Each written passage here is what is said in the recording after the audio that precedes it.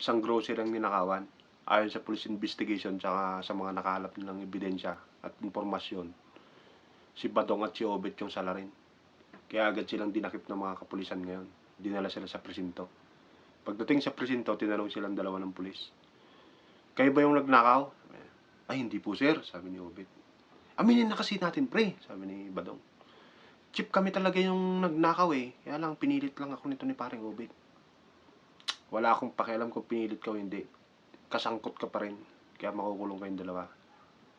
Sa takot ng dalawa ngayon, pinagbabalik nila yung mga ninakaw nila.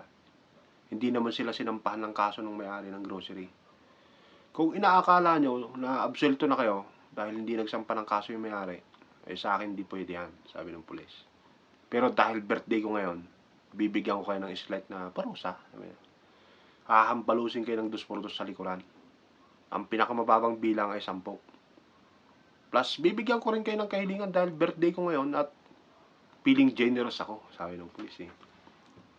Pero bawal humiling kanya na walang hampas ha. Sige po sir, ako na pong mauna, kanibadong eh. O ilang hampas ang gusto mo?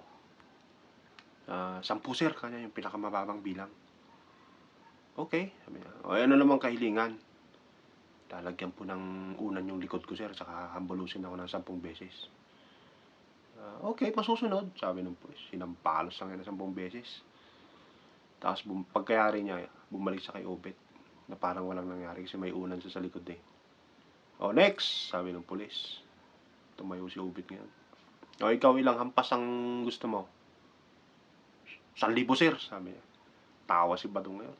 Tanga talaga, tanga. Tiningnan pa siya ng masakit ni Obet ngayon eh. 1,000. O ano namang kahilingan, sabi ng pulis. Kahilingan sir, eh, tali niyo po si Badong kanya sa likod ko. Okay, masusunod. Sir, wag naman, sabi ni Badong.